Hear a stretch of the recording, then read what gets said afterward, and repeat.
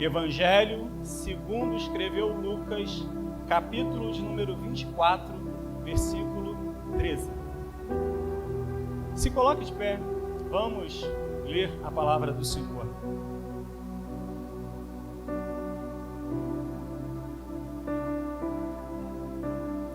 Bendito é o Rei da Glória.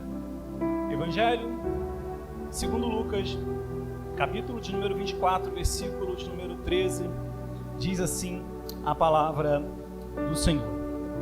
E eis que, no mesmo dia, iam dois deles para a aldeia que distava de Jerusalém 60 estádios, isso é aproximadamente 12 quilômetros, cujo nome era Emaús, e iam falando entre si tudo aquilo que lhe havia sucedido.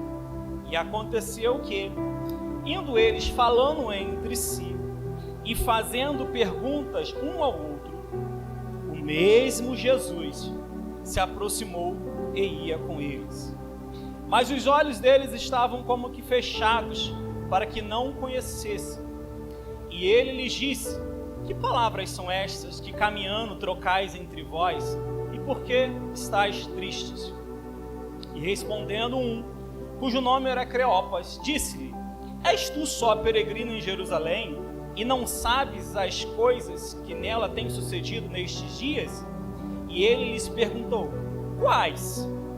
E eles lhe disseram: as que dizem respeito a Jesus, o Nazareno, que foi profeta poderoso em obras e palavras diante de Deus e diante de todo o povo. E como os principais dos sacerdotes e os nossos príncipes o entregaram à condenação de morte e o crucificaram, nós esperávamos que fosse ele quem remisse Israel. Mas agora, com tudo isso, e já é o terceiro dia desde que essas coisas aconteceram. É verdade também que algumas mulheres dentre nós nos maravilharam, as quais de madrugada foram ao sepulcro e, não achando o seu corpo, voltaram dizendo que também tinham tido uma visão de anjos que diziam: ele vive. E alguns dos que estavam conosco foram ao sepulcro e acharam ser assim como as mulheres haviam dito, porém não o viram. E ele lhes disse: ó nécio, e tardios de coração para crer tudo aquilo que os profetas profetizavam. Porventura, não convinha que o Cristo padecesse essas coisas e entrasse na sua glória? E começando por Moisés e todos os profetas, explicava-lhes o que dele se achava em todas as escrituras. E chegaram à aldeia para onde iam, e ele fez como que ia para mais longe, e eles se constrangeram, dizendo: fica conosco, porque já declinou o dia. E então entrou para ficar com eles. E aconteceu que, estando eles à mesa, tomou o pão e abençoou, e partiu e lhe o deu. E abriram-se os seus olhos, e o conheceram. E ele desapareceu-lhes, e disse-lhe uns aos outros: porventura não nos ardia o nosso coração quando pelo caminho nos falava, quando nos abria as escrituras? E na mesma hora, levantando-se, voltaram para Jerusalém, acharam congregados os 11 que estavam com eles, os quais diziam: ressuscitou verdadeiramente. O Senhor já apareceu a Simão. E eles lhes contaram o que lhes acontecera no caminho, e como deles foi conhecido no partir do pão. E você diz amém? Podemos assentar? Bendito é o Deus de toda a glória. Queridos, eu quero, com a sua atenção, com a graça de Deus, estar falando aqui nessa noite sobre essa passagem que ora acabamos de ler, sobre o tema: Emaús não é mais o teu lugar. E eu gostaria que viéssemos a debruçar-nos sobre a palavra de Deus e tentarmos entender as minúcias dos detalhes do texto para tentarmos aplicar isso à nossa vida, de maneira tal que venhamos conhecer qual é a vontade de Deus e aquilo que Ele tem para falar aos nossos corações aqui neste lugar, nessa noite. A passagem que nós falamos aqui, que lemos, ora juntos, uma passagem que muitos de nós já conhecemos. Nosso pastor já esteve pregando aqui em outros momentos. Há umas 3 semanas atrás, a irmã Edna também esteve nos trazendo uma reflexão sobre essa passagem na consagração, a qual Deus a usou poderosamente. Mas é uma passagem que fala acerca de 2 discípulos que eram discípulos de Jesus. eles não eram contados entre os 12 apóstolos, mas eles eram talvez contados ali entre os 70 discípulos de Jesus Cristo que participaram de uma missão especial durante o ministério do Senhor. Só que nesse momento, esses discípulos descem de Jerusalém para Emaús, a aldeia onde eles moravam, que ficava ali aproximadamente 12 quilômetros de distância de Jerusalém. Não é um caminho tão longe, mas eles deveriam permanecer mais após ali todos os eventos que aconteceram, que sucederam à morte de Jesus. Eles tomaram a decisão de sair de Jerusalém e voltar para casa. Só que eu quero que você entenda aqui comigo o motivo pelos quais eles fizeram isso. O motivo que os levou a abandonarem a posição aonde eles estavam e assim descer de Jerusalém, porque Jerusalém ficava no alto, para a aldeia de Emaús, meio que como que abandonando tudo aquilo que o Senhor já havia falado a respeito deles.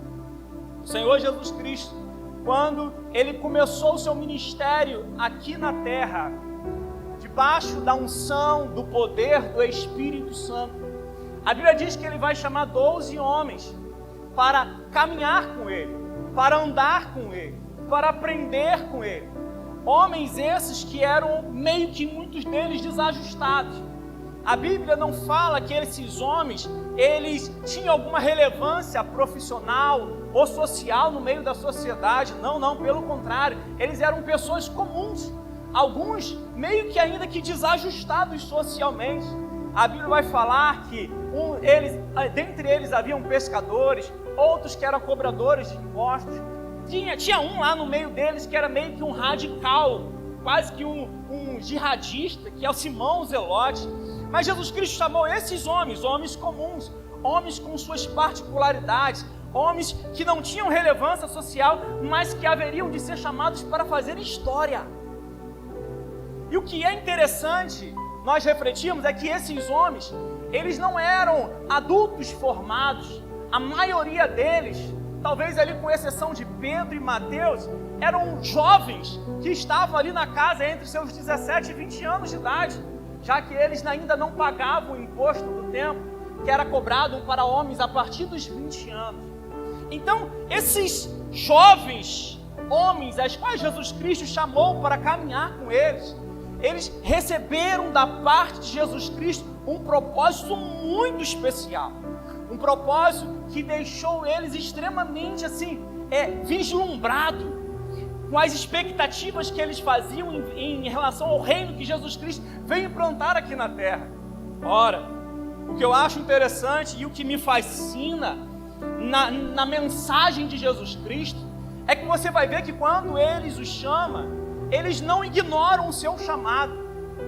Eles chegam para pescadores, simples pescadores na beira da praia, e após ali pregar um sermão usando o barco deles, diz o seguinte: olha, vinde após mim e eu vos farei pescadores de homens. E a Bíblia diz que Pedro e os demais abandonam as redes, abandonam os seus barcos e vão seguir a Jesus. Teve um determinado momento em que Jesus ele estava passando e ele ia passar pela coletoria, pela alfândega, e havia um homem sentado na alfândega, um cobrador de impostos, um publicano, chamado Mateus, e quando Jesus Cristo simplesmente passa por ele, olha para ele e diga: siga-me. E a Bíblia diz assim que imediatamente Mateus se levantou da coletoria e seguiu Jesus. Por quê? Porque Jesus Cristo, ele olhava de uma maneira toda especial para esses homens, pessoas comuns, mas que Deus via neles, através da pessoa de Jesus Cristo, algo especial, algo que nem eles mesmos eram capazes de enxergar. Por isso que quando Mateus ouve o chamado de Jesus Cristo, ele larga tudo e vai seguir Jesus. E o que eu acho interessante é que esse mesmo Mateus, ao seguir Jesus Cristo, ele falou assim: mestre, deixa eu fazer uma festa de despedida dos meus amigos, daqueles aos quais eu estou acostumado a viver, porque é só com eles que eu convivo, porque toda a nação me rejeita. Mateus era cobrador de impostos, e ele cobrava impostos para Roma, Então os judeus odiavam os cobradores de impostos. Então Mateus ele é odiado pela sociedade, mas ele tinha ali os seus amigos que eram cobradores de impostos juntamente com ele. Então ele fala o seguinte: olha, deixa eu me despedir dos meus amigos, deixa eu fazer uma festinha para poder, assim, fechar esse ciclo e começar um novo ciclo de caminhada contigo. Aí Jesus Cristo falou assim: faz a festa e eu vou na sua casa nesse dia da festa. E aí a Bíblia diz que Jesus Cristo foi na casa de Mateus. E ali os convidados de Mateus chegaram e começaram ali a sentar à mesa com Jesus e Mateus e os discípulos. E eles comiram ali. Jesus Cristo então começa a lhes pregar o evangelho. Passa os fariseus na porta de Mateus, vê Jesus Cristo comendo com aqueles pecadores, chama alguns dos seus discípulos e diz o seguinte: olha, por que o vosso mestre come com pecadores?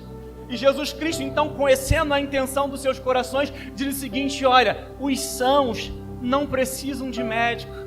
Eu não vim chamar os sãos, mas sim os pecadores para o arrependimento. Jesus valorizou esse tipo de gente. Jesus Cristo apostou nessas pessoas. Jesus Cristo deu a eles uma importância muito, muito especial. E ora, caminhar com Jesus não era coisa assim comum, era coisa extraordinária. Quando Filipe foi trazer ali Natanael para conhecer Jesus Cristo, falou o seguinte: olha, Natanael, achamos o Cristo, o Messias. Natanael então pergunta: de onde ele vem? De Nazaré. Natanael então diz: pode vir alguma coisa boa de Nazaré? Mas quando Natanael vai ter com Jesus, Jesus Cristo olha para ele e fala o seguinte: ó, eis aí um verdadeiro judeu, no qual não há dolo. Natanael falou assim: como o Senhor me conhece?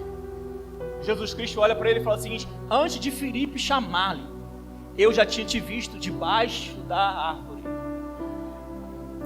Antes que tu me conhecesse, eu já te conhecia. Natanael então ficou maravilhado e pergunta: és tu o Cristo, o Filho de Deus, o Messias prometido, aquele que haveria de vir? Jesus Cristo olha para ele e fala o seguinte: ora, só porque eu falei que eu te vi antes de você vir até mim, você acreditou? Que não dirá quando você, ao me seguir, ver os céus abertos e anjos subindo e descendo sobre o Filho do Homem aqui na terra? Caminhar com Jesus deu a esses homens experiências espetaculares. Porque durante o ministério de Jesus Cristo, Ele curou enfermos, ressuscitou mortos, expulsou demônios, ensinou com uma autoridade que era indiscutível, porque os fariseus não ensinavam com a autoridade com que Jesus Cristo ensinava. Jesus Cristo fez o mar se acalmar, fez o vento parar de soprar. Jesus Cristo andou sobre as águas, multiplicou peixes e pães, transformou água em vinho, restaurou vista aos cegos, curou leprosos, levantou paralíticos. E aí Jesus Cristo, então ele faz todas essas coisas. E imagine a cabeça daqueles jovens, olhando Jesus Cristo, fazendo todos esses milagres, todas essas maravilhas, e dizendo: nós estamos no caminho certo. Achamos o homem e ele nos escolheu. Jesus Cristo deu a eles esperança. Deu a eles propósito de vida, deu a eles uma expectativa muito especial, e a Bíblia diz que Ele os amou até o fim. João vai dizer: tendo estado com seus discípulos, os amou até o fim. Aqueles meninos, aqueles jovens homens, eles conheceram em Jesus Cristo o que é o amor verdadeiro. E ora, não somente tudo aquilo que eles viviam e experimentaram na presença de Jesus Cristo, eles receberam uma promessa toda especial, que Jesus Cristo disse para os 12: quando vier o Filho do Homem e assentar no seu trono, no seu reino, vocês também assentarão sobre 12 tronos e julgarão a Israel. Julgarão a Israel. Você imagina esses adolescentes vibrando com a presença de Jesus Cristo, tendo recebido uma promessa: vocês vão se assentar comigo no meu reino, e vai haver uma cadeira, um trono especial para cada um de vocês, e vocês vão julgar as 12 tribos de Israel. Aqueles meninos, eles eram alimentados o tempo todos com a esperança. Só que, no entanto, a Bíblia vai dizer que os irmãos de Jesus Cristo que não criam nele, chegou para eles e falou o seguinte: olha, por que você vai ficar fazendo esses sinais e essas maravilhas aqui na Galileia? Porque qualquer um que deseja ser conhecido não fica aqui na periferia, mas vai para a Judéia, vai para Jerusalém. Faz os teus sinais com que tens feito também em Jerusalém, e assim todos te conhecerão. Jesus Cristo olha para os seus irmãos de carne, que eram incrédulos, e diz o seguinte: olha, o meu tempo ainda não é chegado, porque a hora que eu for para Jerusalém, vai ser a minha hora, a hora de eu entregar para todo esse mundo. Então, os irmãos de Jesus Cristo sobem para Jerusalém. Jesus Cristo então permanece ali na região da Galileia. Só que a Bíblia vai dizer que 3 anos já se passaram, em que Jesus Cristo está caminhando com os seus discípulos. Só que ainda a expectativa da implantação do reino físico, que era o entendimento que aqueles jovens tinham acerca do propósito de Jesus, não se cumpria. Mas eles ficavam esperando: quando formos para Jerusalém, aí sim, esse Jesus que operou sinais e maravilhas, ressuscitou mortos, controlou a força da natureza, ele vai tomar o poder de Roma e vai remir, vai resgatar, vai libertar Israel. Só que, no entanto, à medida que eles caminhavam em direção a Jerusalém, Jesus Cristo, ele muda o discurso. E ele fala o seguinte: olha, o Filho do Homem haverá de subir para Jerusalém. E chegando lá, os principais sacerdotes, escribas, fariseus, os líderes e os anciãos da nação, eles o prenderão, o açoitarão e o matarão, e ao 3º dia haverá de ressuscitar. E então começou a ficar meio embaçado esse discurso, porque eles estavam olhando para Jesus, imaginando nele um libertador político. E Jesus agora começa a dizer que ele vai subir para Jerusalém para morrer. Então isso começou a criar uma certa confusão na cabeça desses jovens meninos. Porque Jesus Cristo, ele agora vai mudando o seu discurso. Chega um determinado momento, isso está narrado lá no capítulo 6 de João, que Jesus Cristo, ele engrossa o seu discurso para falar com seus discípulos e disse o seguinte: olha, quem não come da minha carne, não bebe do meu sangue, não tem parte comigo. Jesus Cristo então dá umas chibatadas ali, e aí alguns discípulos olham para ele e falam o seguinte: olha, duro é esse discurso, quem o pode resistir? E então, dos 70 que andavam com Jesus Cristo, 58 vão embora e só ficam os 12. E quando Jesus Cristo então olha para os 12 e fala o seguinte: olha, porventura vocês também querem ir embora? Pedro, talvez ali falando pelos outros, tenha dito: Senhor, para onde iremos nós se só tu tens palavra de vida? Para onde iremos nós se só tu tens palavras de vida? Os 12 apóstolos ficaram, os 58 foram embora. Sabe quem estava no meio desses? Cleopas e o amigo dele, que estavam descendo para Emaús na nossa história. Jesus Cristo então sobe para Jerusalém, e aí ele vai vivenciar em Jerusalém a sua última semana, porque Jesus Cristo não chegou em Jerusalém produzindo paz, ele sabia que estava indo ali para morrer. Eles já haviam enfrentado e tido embates de discussões com alguns dos líderes de Israel em outros momentos, mas agora chegando em Jerusalém, ele vai literalmente quebrar o pau da barraca. Porque ele entra em Jerusalém montado numa jumentinha, e as crianças colocam salva de palmeiras na sua frente e começam a gritar: Hosana, bendito é aquele que vem em nome do Senhor. E isso provocou a ira dos líderes de Israel. No segundo dia, ele vai então ao templo, e quando ele chega lá, ele vê aquelas pessoas vendendo, fazendo comércio ilegal com usura, no caso, beneficiar a si mesmo. E ele pega, então, literalmente, chuta o pau da barraca, expulsa aquelas pessoas e diz: olha, a minha casa será chamada casa de oração, e vocês fazem dela um covil de salteadores. E o sacerdote, o sumo sacerdote, se iram contra Jesus. Em ocasiões oportunas, eles tentam provocar a Jesus Cristo, e no entanto, os herodianos se macunam com os sacerdotes e vão até Jesus Cristo para tentar-lhe, leva uma moeda e pergunta: Jesus, é lícito pagar tributo a César? Talvez querendo provocar ali uma situação entre Jesus e o poder dominante do Estado, que era Roma. Jesus Cristo então pediu o seguinte: me dá a sua esfíncte. E olhando, perguntou: de quem é essa cara aqui? Eles disseram: de César. Ele disse: então dai a César o que é de César e a Deus o que é de Deus. Eles começaram a ficarem envergonhados. Os líderes de Israel começaram a ficar envergonhados na presença da multidão, porque todas as vezes que eles tentavam pegar Jesus Cristo em alguma situação, Jesus Cristo tinha todas as saídas possíveis. Para tentarem ali contra Jesus, alguns chegaram e falaram o seguinte: olha, mestre, com que autoridade faz essas coisas? Jesus Cristo, desvirtuando da pergunta só para humilhá-los, diz o seguinte: olha, então me responda uma situação, se vocês me responderem, eu respondo com que autoridade eu faço isso. E eles falaram: então pergunta. Eles disseram: o batismo de João era de Deus ou dos homens? Os fariseus então consultaram entre si e vão dizer o seguinte: se dissermos que era dos homens, teremos ali a inimizade da população, porque todos acreditavam que João era de Deus. Mas se dissermos que era de Deus, ele vai nos argumentar e dizer: então por que vocês não aceitaram?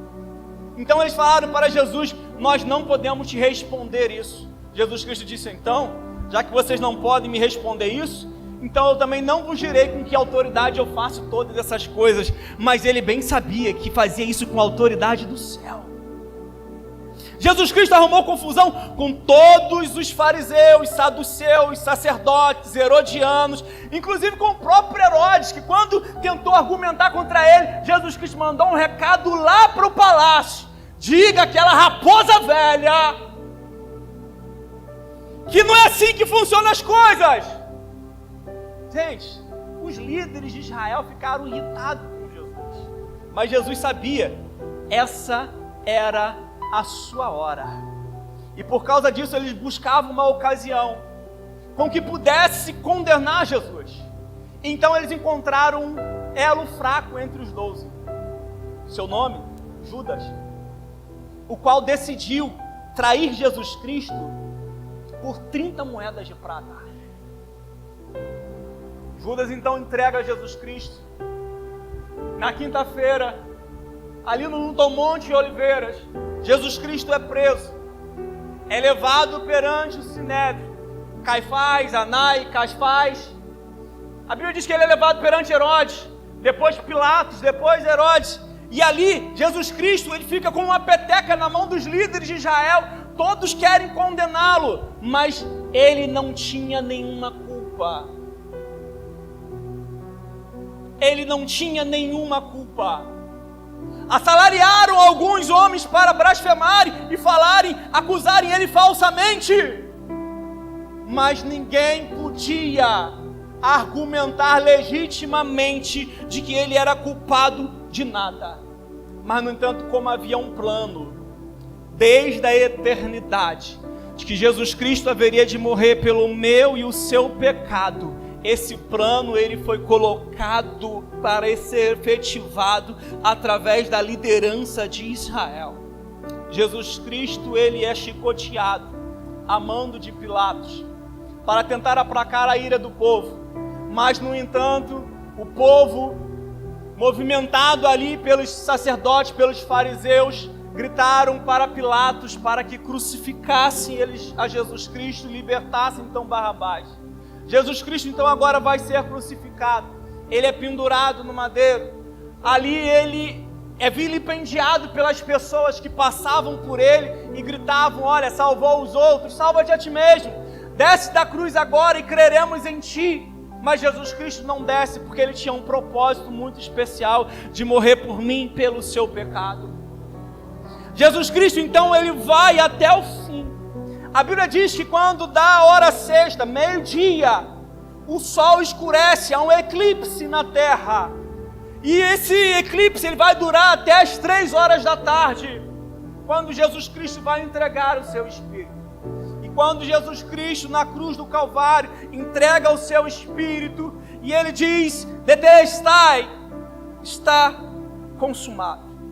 Essa palavra grega tetelestai quer dizer, está consumado. Tudo aquilo que eu tinha que fazer, eu fiz para salvar o homem das garras do pecado. A Bíblia diz que quando o Senhor Jesus entrega o seu Espírito, há um terremoto, o véu do templo se rasga de alto a baixo. A Bíblia diz que pedras foram fendidas. A Bíblia diz que sepulcros foram abertos, que muitos corpos dos justos que estavam enterrados lá foram abertos e esses ressuscitaram. A Bíblia diz que há um evento, uma convulsão da terra por causa da morte do Filho de Deus. Ora, a Bíblia diz que um centurião que estava vigiando o corpo de Jesus Cristo na cruz do Calvário, quando vê todas essas coisas acontecerem, ele exclama, verdadeiramente, este era o Filho de Deus. Verdadeiramente este era o Filho de Deus. Nicodemos e José de Arimateia retiram o corpo de Jesus Cristo da cruz e colocam num sepulcro, num jardim, para evitar, porque o dia seguinte seria sábado. E aí a multidão se dispersa. Agora eu quero que você entenda algo muito especial. Passou as 3 horas restantes da sexta-feira, o dia inteiro do sábado, e quando era o domingo, que seria o dia da ressurreição, a religião da época, os sacerdotes, os judeus, os saduceus, ali aqueles homens que condenaram o nosso Senhor, chegaram para Pilatos e disseram, olha, esse embusteiro, antes de morrer, ele havia dito que ao 3º dia ele haveria de ressuscitar. Faça isso, coloque uma guarda, coloque uma turba de homens, vigiar o sepulcro, para que não aconteça que vindo os seus discípulos à noite, eles roubem o corpo e assim espalhem a notícia de que ele ressuscitou. Os guardas são colocados à porta do sepulcro. Mas, no entanto, ainda que o poder político da época tentasse impedir que o nosso Jesus Cristo ressuscitasse, ainda que a religião falida do judaísmo tentasse impedir que o nosso Jesus Cristo ressuscitasse, ainda que o inferno com os seus demônios tentasse impedir que o nosso Jesus Cristo ressuscitasse, a Bíblia diz que a morte não pôde retê-lo em seus grilhões, porque ao 3º dia ele ressuscitou. A morte não podia detê-lo, porque o nosso Senhor não tem pecado, não tinha pecado, e o poder da morte só é atuante sobre aquele que está em pecado. Mas como Jesus Cristo era justo, santo, imaculado, a morte não pôde retê-lo naquela tumba. Ao 3º dia, contra a vontade da religião, contra a vontade do poder político de Roma, contra a vontade do diabo e de todos os seus demônios, Jesus Cristo ressuscitou. E a Bíblia diz que assim como houve um terremoto, quando ele bradou na cruz e morreu, a Bíblia diz que houve um terremoto, que um anjo desceu do céu, e quando ele chegou na terra, houve um grande cataclismo, um grande terremoto ali, e a pedra do túmulo foi movida. As mulheres haviam ido ao sepulcro pela madrugada, na primeira hora de domingo, para embalsamar o corpo de Jesus Cristo, porque como ele foi colocado às pressas no túmulo, não deu tempo de prepará-lo para a sua morte. E elas iam pelo caminho dizendo o seguinte: olha, como haveremos de mover a pedra que está na porta do túmulo? Era necessário cerca de 20 homens para conseguir mover essa pedra. Mas quando elas chegaram lá, a pedra estava movida. o túmulo estava vazio. Elas não viram os guardas, mas viram 2 anjos assentados dentro do túmulo, as quais disseram para ela: olha, por que vocês procuram entre os mortos aquele que vive? Ele não está aqui, ele já ressuscitou. Elas saem correndo, vão contar para os discípulos. Pedro e João, então, quando ouviram o relato daquelas mulheres, ficavam maravilhados, mas duvidando, foram ao sepulcro para constatar. E quando chegaram lá, não viram anjos, não viram o corpo de Jesus Cristo, viram apenas o lençol sobre ali, o lugar onde ele fora depositado, e eles não viram nada. Ora, e eles voltaram e relataram isso para todos os demais discípulos. Só que, no entanto, esses 2 que ouviram o testemunho das mulheres, ouviram o relato da afirmação dos anjos, ouviram que Pedro e João foram ao sepulcro e não acharam o corpo, mesmo com todas essas provas, eles estavam tão sucumbidos em sua decepção, em sua frustração, que eles decidem ir para Jerusalém. Queridos, eu quero que você pense comigo que esses aqui, eles não fazem parte do círculo íntimo de Jesus. Eles fazem parte de um círculo, mas mais distante. Então eles não tinham a mesma intimidade, não tinham ali a mesma proximidade, não acompanhavam 24 horas a Jesus Cristo. E, no entanto, eles não tinham a mesma robustez espiritual, pois eram discípulos de Jesus, mas o acompanhavam mais de longe. E aí que está o problema, que quando nós acompanhamos Jesus Cristo de longe, nós não temos o mesmo nível de revelação daqueles que andam coladinhos com Jesus. Quando nós acompanhamos Jesus Cristo de longe, nós não temos a mesma intimidade daqueles que andam próximo a Jesus. Aqueles discípulos, eles viveram talvez o pior sábado da vida, porque como Jesus Cristo morreu numa sexta-feira, no sábado não podia caminhar. A aldeia para onde eles iam eram de 12 quilômetros, o caminho de sábado era cerca de 840 quilômetros, eles não podiam ir para casa para não violar o mandamento do sábado. Eles esperaram todo o sábado dentro e clausurado dentro de algum ambiente, tentando ali talvez entender o que haveriam de fazer e não se expor, para que não tivessem retaliações por também serem discípulos de Jesus.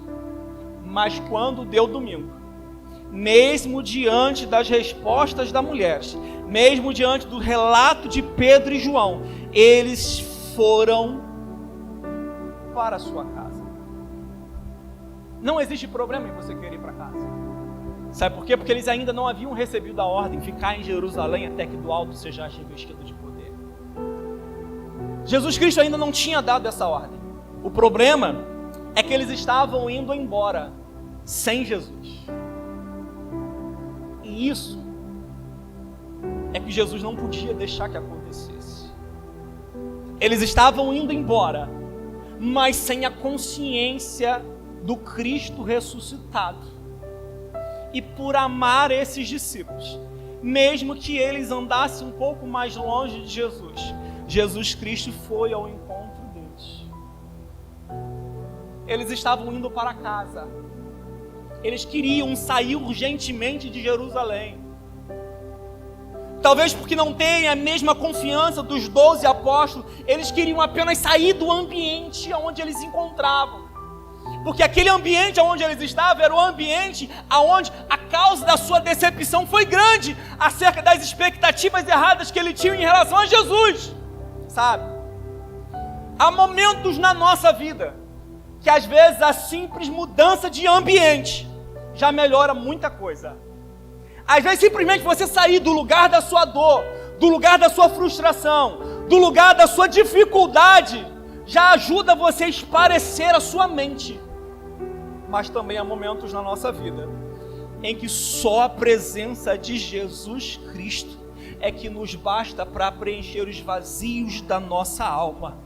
Tem hora que só a presença de Jesus Cristo traz respostas para o nosso ser. Aqueles 2 discípulos caminhavam em direção a Emaús e Jesus Cristo foi atrás deles. Preste atenção no que o texto diz no versículo de número 15. E iam eles caminhando, falando entre si sobre tudo aquilo que havia sucedido. E no versículo 15, e aconteceu que indo eles falando entre si e fazendo perguntas um ao outro. Eles não foram calados, eles foram comentando sobre o que havia acontecido. Mas eles não estavam apenas comentando sobre o que havia acontecido, eles estavam questionando o porquê havia acontecido, questionando o porquê Jesus Cristo morreu, questionando por que aconteceu as coisas que aconteceram. A conversa entre eles eram essas. Por que que isso aconteceu? Eles tinham muitas questões, muitos questionamentos acerca do acontecido em Jerusalém. E o que eu quero te avisar nessa noite é que não é errado você questionar. Não é errado você questionar situações adversas que aconteçam na sua vida. Jó questionou e nem assim pecou. Abacuque, o livro dele é um livro sobre questionamentos, aonde ele faz pergunta para Deus: até quando, Senhor? O próprio Jesus Cristo questionou: Deus meu, por que me desamparaste? Não há nenhum problema em nós questionarmos os eventos adversos que sobrevêm na nossa vida, porque isso faz parte da nossa capacidade de raciocínio. Jesus Cristo, ele morreu na cruz para tirar o nosso pecado, não a nossa inteligência. Então você questionar situações que aconteçam na sua vida é perfeitamente normal. O problema, sabe qual é?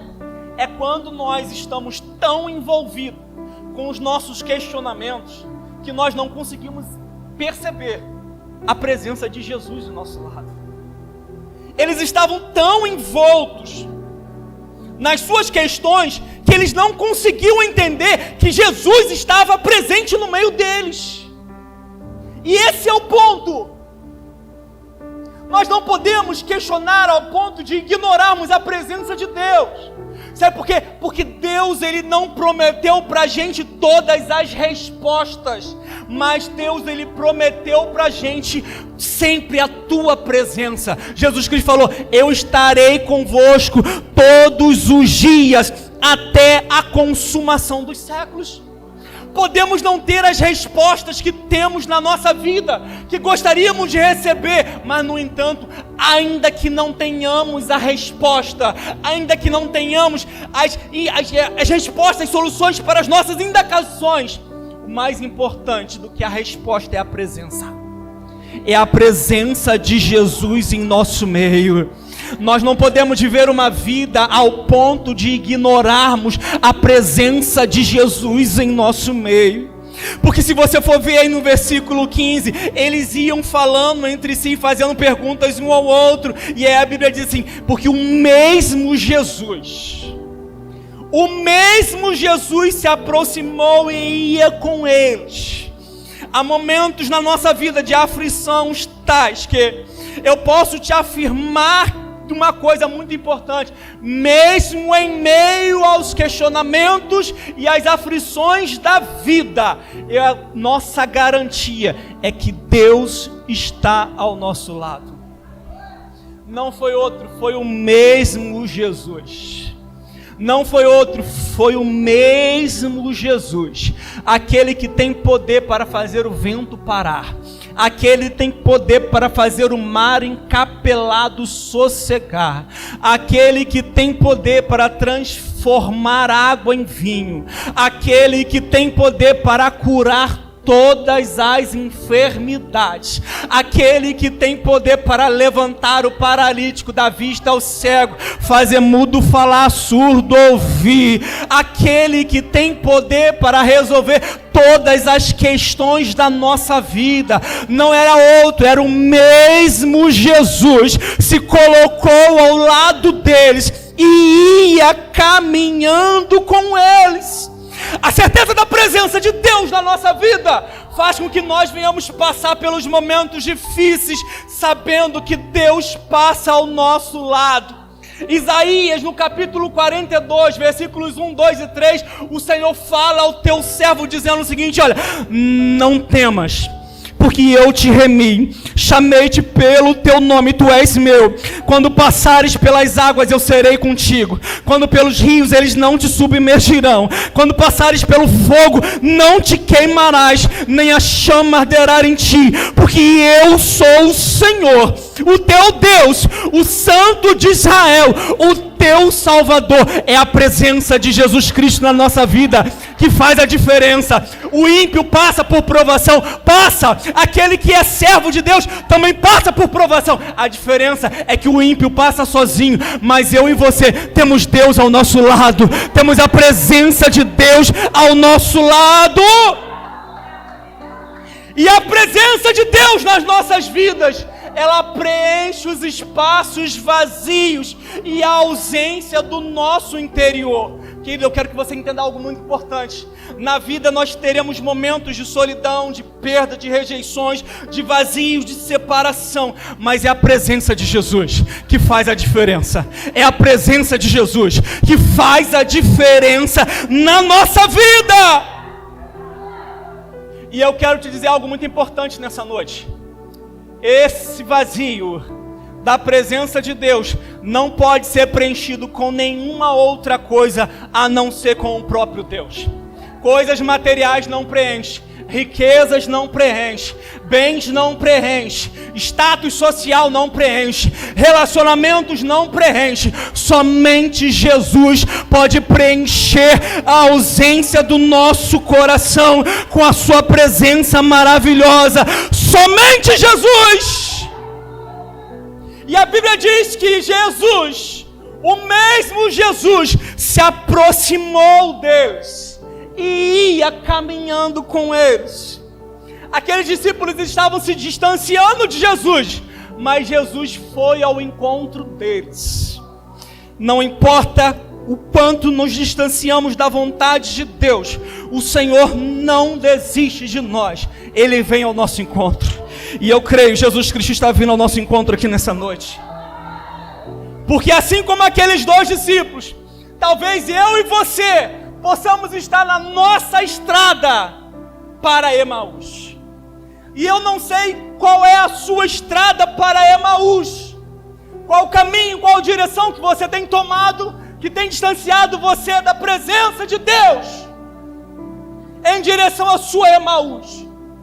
Talvez a sua estrada que tem te distanciado de Deus pode ser algo que até é legalmente aceito, como um emprego que está te distanciando da presença do Senhor, como um projeto de vida que está te levando para longe da vontade de Deus, com uma mudança geográfica que está deixando você desambientado do lugar aonde Deus quer que você esteja, como um relacionamento tóxico a qual Deus não aprova, mas que você está investindo e isso está te tirando da presença de Deus. Eu não sei o que tem sido a sua estrada para o caminho de Emaús, mas eu sei de uma coisa: qualquer lugar ou caminho ou direção que te leva para longe do propósito de Deus é longe demais. Então, enquanto Deus está te dando oportunidade, é tempo de voltar. Porque hoje Jesus Cristo, Ele te trouxe aqui nessa noite para você ouvir esses louvores, para você ouvir essa palavra, para dizer diretamente ao seu coração: é tempo de você voltar do lugar para onde você está indo. É tempo de você voltar para o lugar do centro do propósito de Deus para a sua vida. Porque quando Jesus Cristo se aproxima dele, a Bíblia vai dizer que eles estavam como que os olhos fechados, ao ponto de não reconhecerem que era Jesus. Não reconhecerem que era Jesus que estava ao lado deles.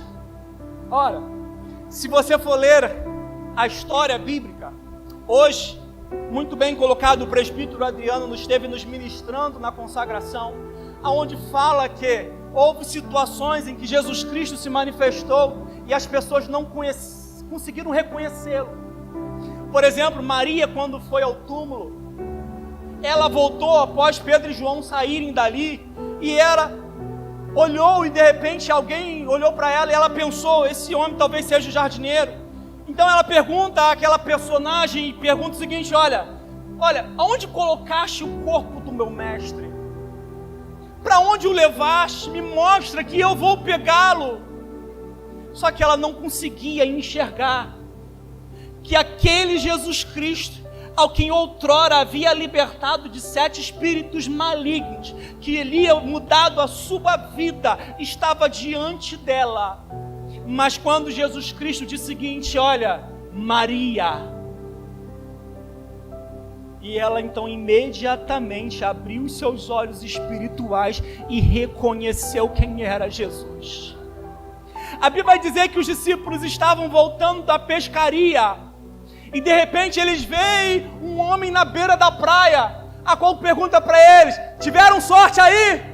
Eles falaram assim, que não pegamos nada toda a noite. E aquele homem que eles não reconheceram quem era, diz para ele, olha, lança a rede do lado direito. E eles já fizemos isso antes, lá no início, deu certo, vamos fazer de novo. Lançaram a rede do lado direito e pegaram uma enormidade de peixe. E quando eles veem aquele milagre acontecendo, João chega para Pedro e fala assim, Pedro, é ele. Eles não estavam conseguindo enxergar, mas Pedro, então naquele momento, quando ele vê o milagre acontecendo, quando João então avisa, é ele Pedro, é Jesus, ele ressuscitou. Esses homens, eles não estavam conseguindo enxergar que aquele caminhante que estava ao lado deles, em direção a Emaús, era o próprio Jesus Cristo. Mas sabe por que eles não estavam conseguindo enxergar? É porque eles ainda estavam olhando para Jesus em sua mente, com a imagem da sexta-feira, mas não com a imagem do domingo. Eles estavam olhando para Jesus com a perspectiva do sofrimento, da crucificação, mas ainda não tinham visto Jesus Cristo após a glória da ressurreição. Eles estavam olhando para Jesus, porque eles viram na sexta-feira a cruz, o túmulo, mas não viram o túmulo vazio. Então, a imagem que eles estavam guardadas na sua mente era a imagem do Cristo crucificado, porque eles ainda não tinham experimentado a imagem do Cristo ressuscitado. Eles estavam olhando para Jesus como se ele ainda estivesse morto, mas Jesus Cristo estava vivo. Sabe qual é o grande problema? É que tem muitas pessoas que ainda hoje estão se relacionando com Jesus como se ele estivesse morto. Ainda hoje elas olham para Jesus como se ele ainda estivesse morto, como se Jesus Cristo fosse um personagem histórico, mas que não tenha ressuscitado, porque elas não têm relacionamento com eles. Olhe para as paredes dessa igreja. Sabe por que você não vê nenhuma imagem de um crucifixo ou de uma representação de um Cristo morto pendurado no madeiro? Porque o cristianismo não é uma religião que serve a um Deus morto. Nós servimos a um Deus que está vivo. Nós servimos a um Deus que está vivo. A imagem que nós devemos carregar na nossa memória espiritual não é a imagem de um Cristo cadavérico, sangrando, pendurado no madeiro, mas é a imagem de um Cristo ressuscitado, vivificado, glorificado. Essa é a imagem que devemos carregar no nosso coração. Não a imagem de um passado de dor, mas uma imagem de um domingo de alegria, porque no domingo ele ressuscitou. Sabe por que eu sei que ele ressuscitou? É porque eu falei com ele hoje. E ele me respondeu. E o Espírito Santo testificou no meu coração. E todas as vezes que eu dobro os meus joelhos para falar com o meu mestre, eu sinto a presença do doce, meigo Jesus Cristo na minha vida. Eu não sei você, mas se você não tem esse nível de entendimento espiritual, se você ainda não está conseguindo enxergar o Jesus Cristo vivo na sua vida, nessa noite eu quero que você entenda pelo poder da palavra, Ele ressuscitou. Jesus Cristo então chega para aqueles discípulos, ouvindo as suas conversas, e ele começa a indagar-lhes: olha, por que vocês estão tristes? Que palavras são essas que vocês vêm trocando? Porque eles iam conversando acerca das coisas que haviam acontecido naqueles dias. Ou seja, eles não estavam conversando sobre o que Jesus Cristo fez no seu ministério. Eles estavam conversando sobre aquilo que aconteceu na sexta-feira. Eles estavam conversando sobre a crucificação, sobre a maneira cruel com que Jesus Cristo foi humilhado na cruz do Calvário. Ora, eles não estavam falando de milagres. Eles não estavam falando de restauração. Eles não estavam falando de libertação. Eles estavam falando de fracassos. Eles estavam falando de derrotas. Eles não estavam exaltando ali o poder de Deus, mas eles estavam questionando como é que Roma conseguiu matar o Filho de Deus, o Cristo encarnado. Isso que estava tomando conta da mente deles naquele momento, e era por causa disso que eles estavam tristes. A cena que eles estavam revivendo durante o caminho de Emaús era uma cena de derrota, uma cena de fracasso, aonde eles estavam decepcionados, porque Jesus Cristo disse que eles haveria de ressuscitar, mas já era o terceiro dia. E mesmo com o testemunho das mulheres, mesmo com a testificação de Pedro e João, eles não conseguiam crer. Sabe, é horrível quando a nossa mente só consegue reviver situações de dor, situações de desespero, situações de derrota, situações de fracasso. A psicologia diz que é normal a mente humana ela conseguir reviver mais momentos de tristeza e dor do que momentos de alegria e sucesso. O grande problema daqueles dois discípulos no caminho de Emaús é que eles estavam fixando a sua lembrança nos seus traumas, na sua dor, no sofrimento e na decepção que eles imaginavam estar vivendo por Jesus Cristo não haver ainda ressuscitado.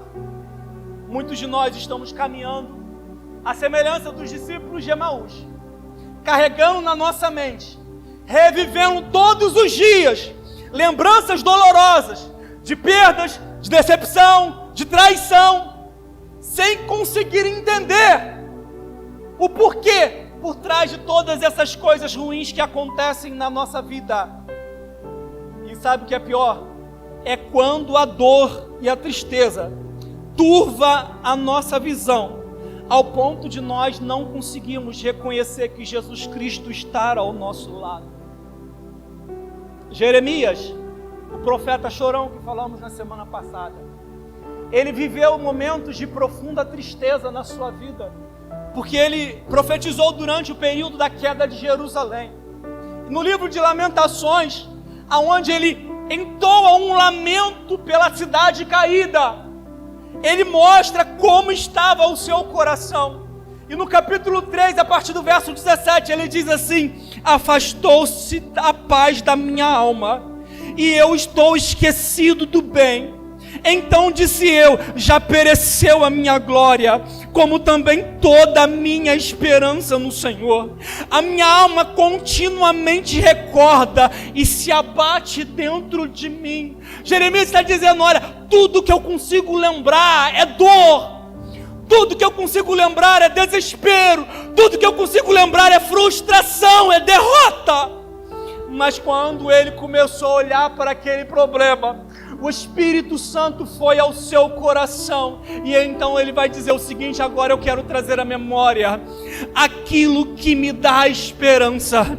Eu não quero ficar revivendo a dor do passado. Eu quero agora viver em imaginação daquilo que será o meu futuro, porque o que me dá esperança não é o sofrimento que passou, mas o Deus a qual eu sirvo. E aí então ele pôde lamentar no canto do versículo 22, dizendo o seguinte: olha, as misericórdias do Senhor são a causa de nós não sermos consumidos, porque elas não têm fim, renovam-se a cada manhã.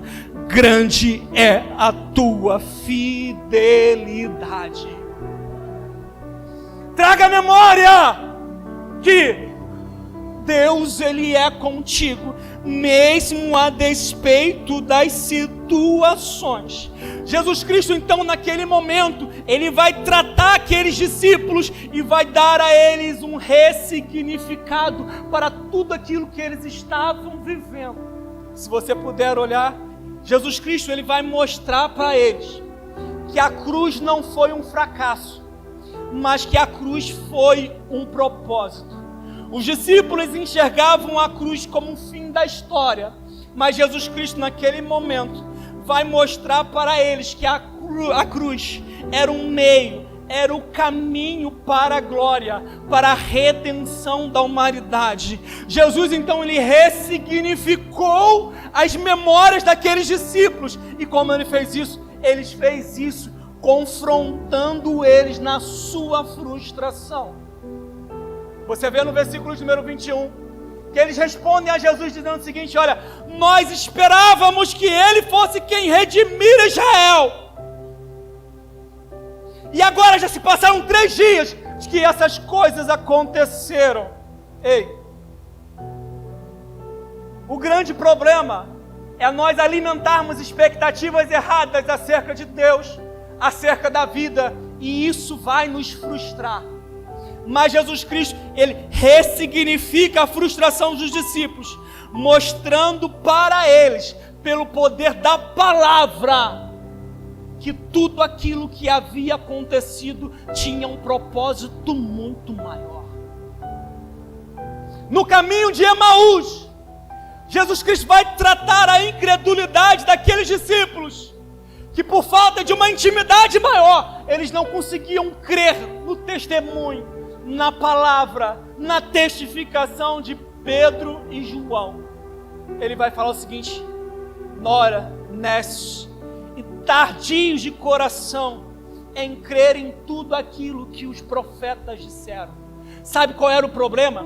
O problema não era falta de conhecimento, o problema era falta de fé. O problema não era falta de conhecimento, o problema era falta de fé. Por isso Jesus Cristo, Ele começando por Moisés, passando por todas as escrituras, mostrou para eles: olha, era necessário,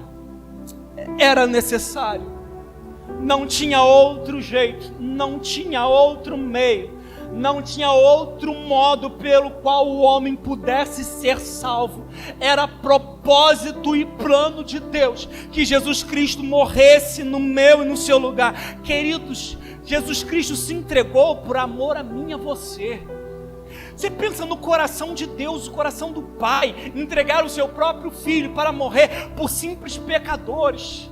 No jardim, no Getsemane, quando Jesus Cristo, Ele orou, a Bíblia diz que por 3 vezes, Ele clamou ao Pai, dizendo: Pai, se possível for, passa de mim esse cálice sem que eu beba, todavia não seja feita a minha vontade, mas a tua vontade.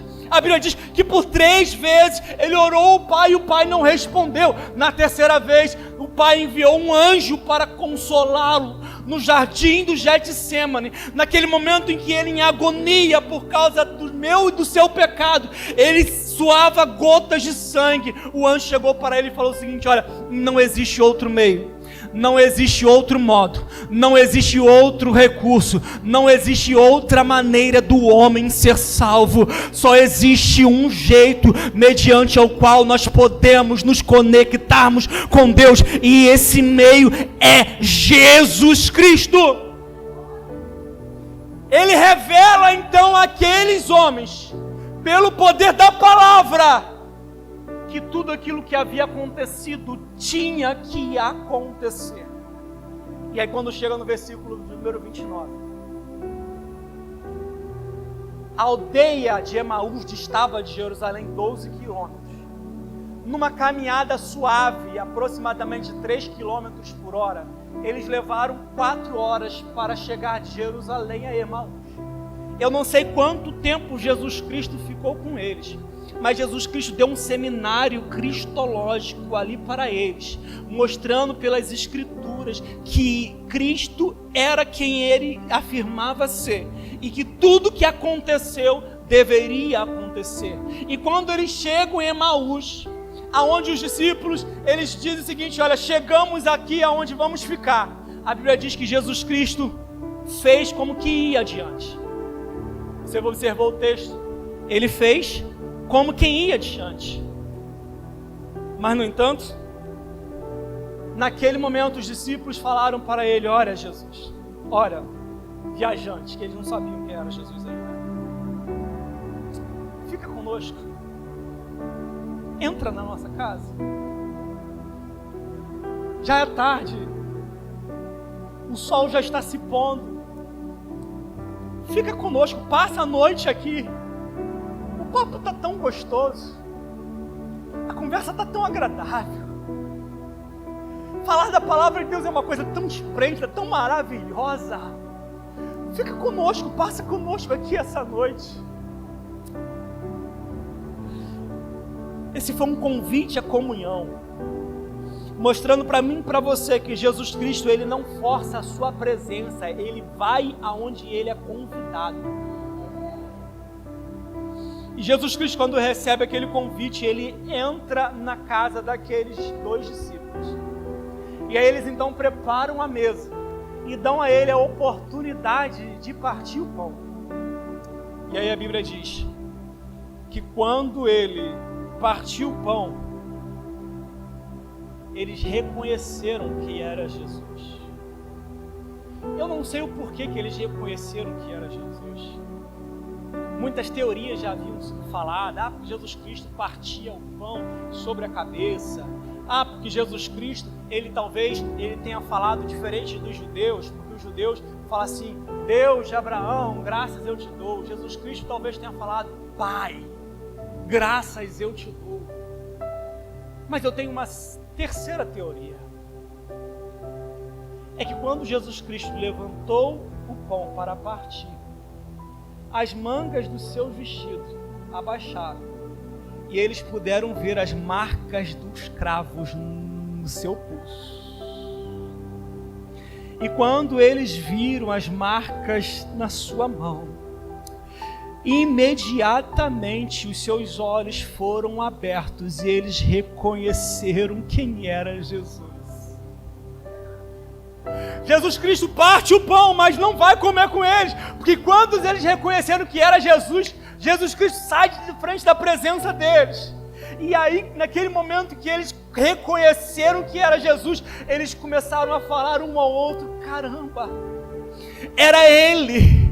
Ele veio ao nosso encontro, Ele veio atrás da gente, Ele continua acreditando na gente, mesmo a gente tendo abandonado, mesmo a gente tendo fugido, mesmo a gente tendo cumprido a palavra que feriu o pastor e as ovelhas se dispersarão, mesmo assim Ele veio atrás de nós. E talvez Cleópatra tenha dito: olha só, porventura não ardia o nosso coração quando Ele falava conosco no meio do caminho? Porventura não ardia o nosso coração quando Ele nos revelava as Escrituras? Eles não entendiam o que estava acontecendo, o porquê o seu coração ardia quando Jesus Cristo falava, mas isso é um sinal da presença.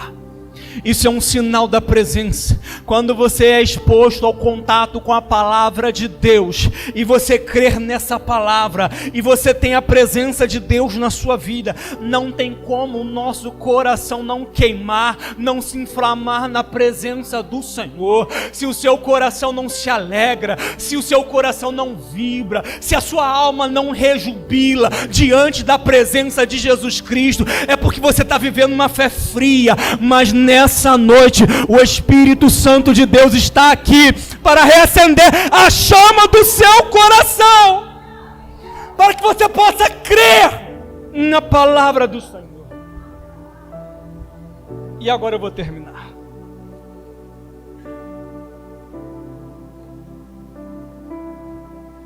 Naquela mesma hora, diz o versículo 33, eles se levantaram e foram para Jerusalém.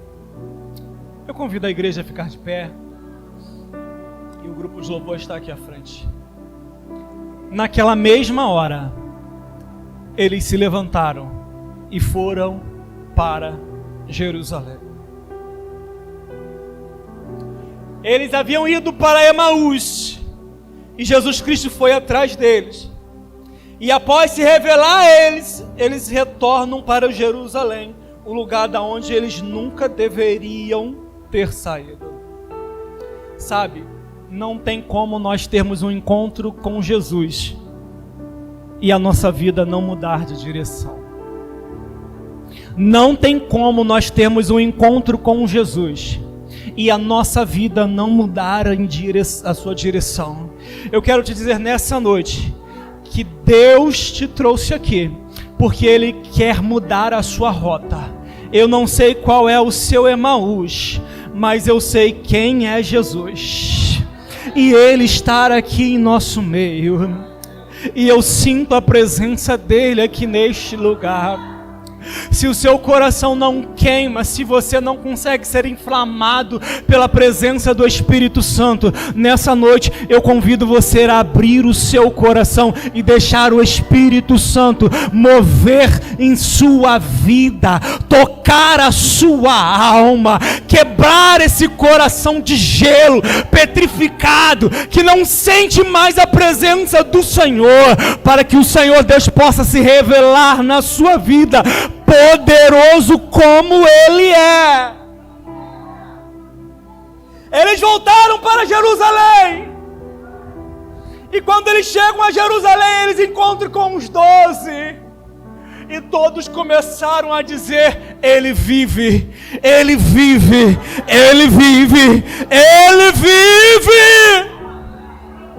Aqueles homens desceram para Emaús sem esperança, mas voltaram agora para Jerusalém com a sua esperança reavivada.